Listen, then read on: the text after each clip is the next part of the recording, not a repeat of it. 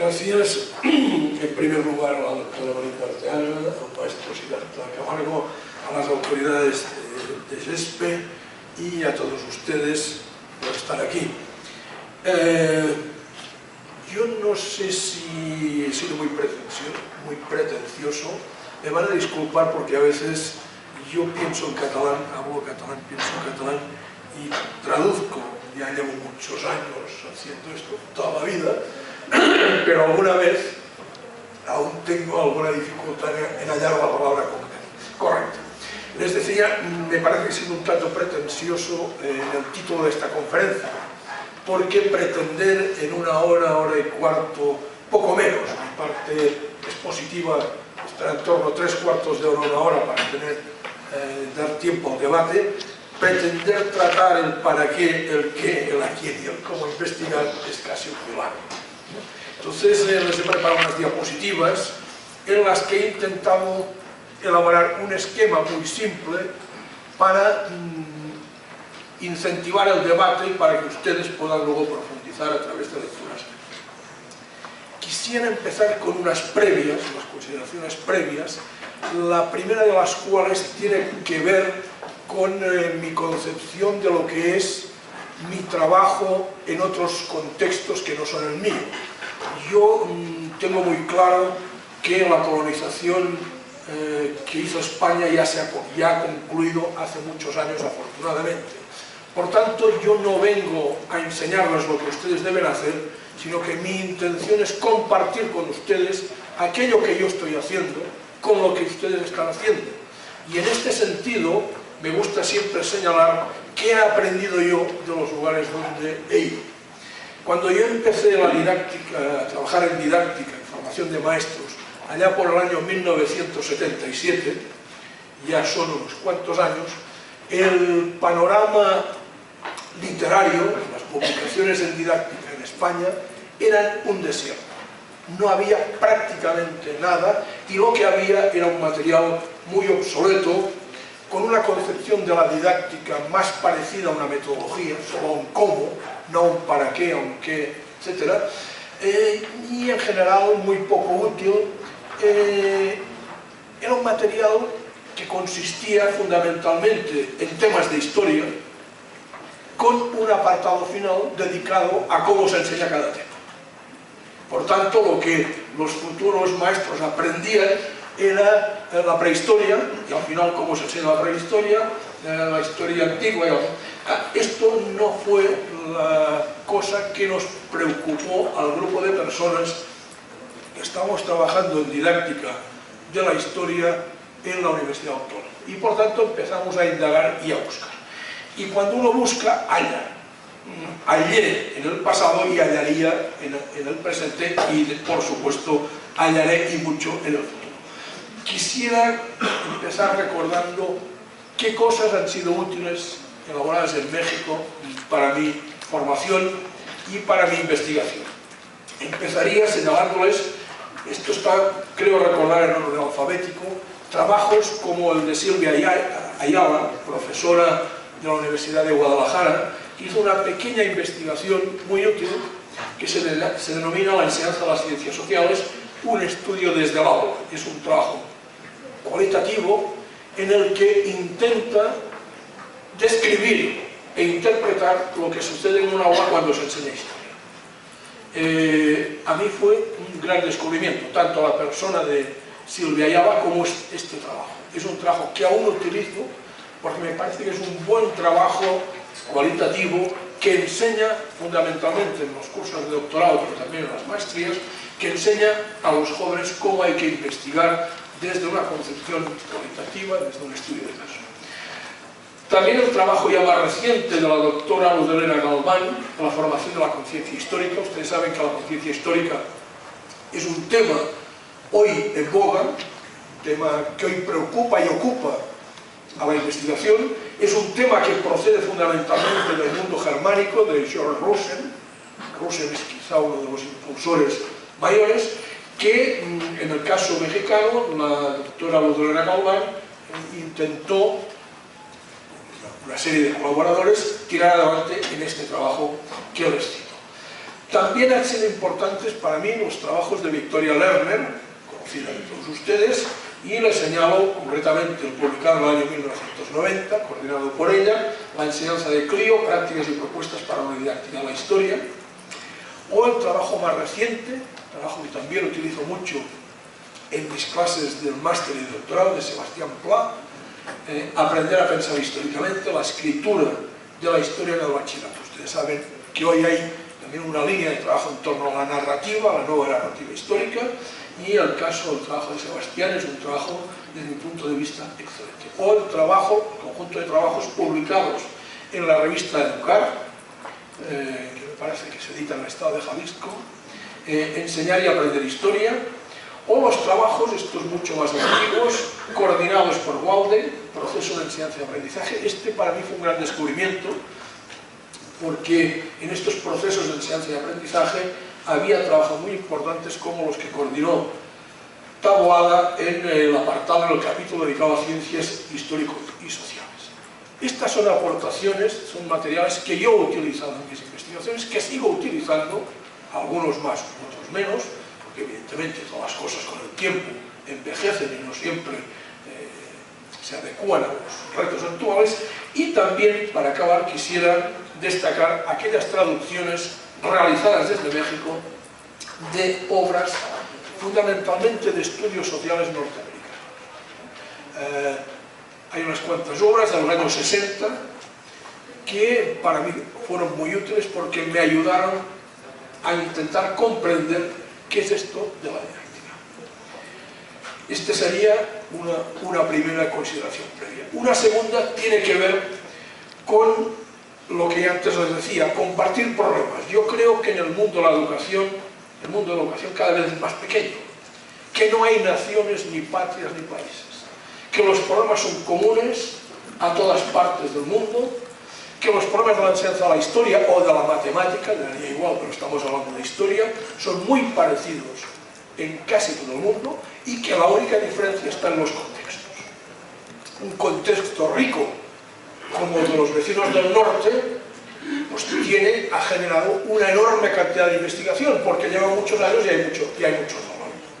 Sin embargo, lo que investiga me sirve perfectamente y no se aleja mucho de lo que yo investigo y de los problemas de la práctica. Por tanto, estamos ante una serie de problemas comunes que hacen difícil hoy decir, es que lo que a mí me ocurre en mis clases solo me ocurre a mí. Lo que a mí me ocurre en la formación de maestros, creo que ocurre exactamente igual en México, en Argentina, en Francia, en Canadá o en Australia. Desconozco lo que ocurre en África. Es mi único problema hoy. Creo que lo que ocurre en África es de otra dimensión y no he tenido la posibilidad de estudiarlo a fondo. Conozco algunas cosas del norte de África, de Marruecos, de Túnez, pero África es un poco un paréntesis. Ustedes saben perfectamente de qué estamos hablando, ¿no? Por tanto, primera idea, estamos hablando, compartimos problemas comunes que tienen contextos diferentes. Yo hoy trabajo en la Facultad de Ciencias de la Educación, que es una facultad de la Universidad Autónoma de Barcelona que se formó integrando la especialidad de Pedagogía de la Facultad de Letras con la normal. En España y en el conjunto de Europa, las normales han ido realizando una evolución a lo largo del tiempo que tiene que ver con la misma dignificación de la profesión de maestro. Cuando yo acabé mis estudios de bachillerato, podía haberme hecho maestro y a los 17 años ser maestro. Prácticamente ni me afectaba. No fue el caso porque mis papás consideraron que no era oportuno, pero muchos colegas míos, muchos compañeros a los 17 años, después de 4 años de bachillerato elemental, 3 años de estudio, maestro. Hoy en la Universidad Autónoma y en el conjunto de España, para acceder a los estudios de magisterio se necesitan los mismos estudios que para acceder a cualquier otra carrera universitaria, los mismos. Se necesita una prueba de acceso y tener una puntuación que es mucho más elevada que en la mayoría de carreras. Por ejemplo, Para entrar en estudios de historia se necesita un 5. Para entrar en los estudios de magisterio, maestro de primaria, un 7. Hay 2 puntos de diferencia, ¿no? Con lo cual significa que socialmente se ha valorado. Hasta el año pasado, los estudios de magisterio eran 3 años, ahora son 4, como el resto de carreras, excepto veterinaria y algunas más que no vienen al caso, pero que dicen mucho de cómo la sociedad valora a los maestros en relación con los médicos de perros y de gatos. Esto es un paréntesis que si acaso ya trataríamos en otro momento. Por tanto, estamos ante una situación que puede tener contextos diferentes, pero que en el fondo es exactamente lo mismo. Otra idea que me gustaría compartir dentro de esta consideración es el papel del maestro. La figura del maestro ha ido cambiando. Hoy es muy difícil que alguien, ni desde la política ni desde la academia, defienda a aquel maestro que se ha de limitar a aplicar lo que otros deciden. Ustedes saben que durante mucho tiempo se pretendía que el maestro se limitara a reproducir mecánicamente lo que estaba escrito en el currículum o en los libros de texto.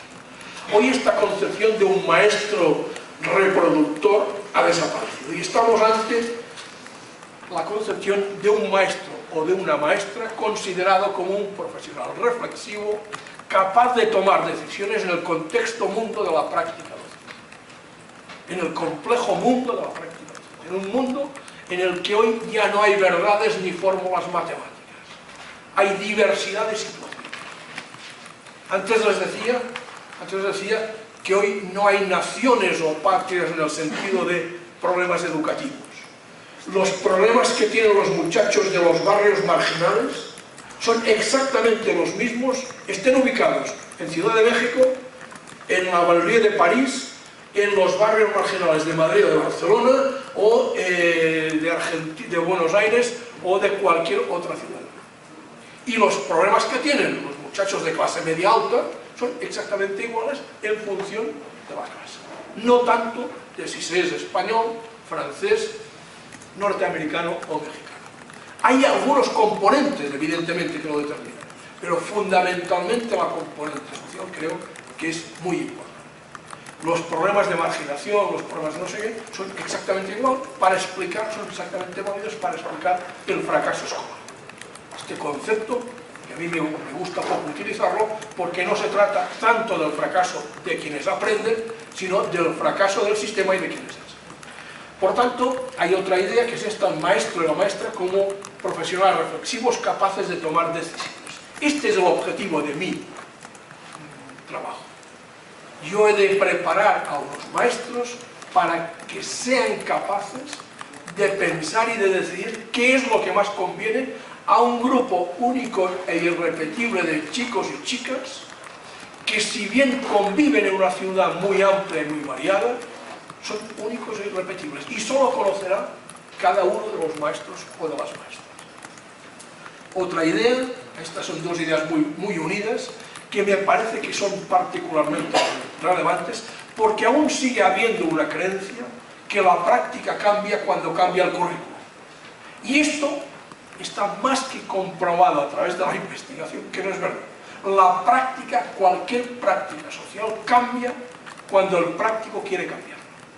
Y si el práctico no quiere cambiarla, por más disposiciones que haya, solo hay la coerción. Si hay coerción, sí que quizá uno se ve obligado, pero por regla general no existe coerción porque no hay suficiente policía educativa, entre comillas, para controlar a todos y cada uno de los maestros.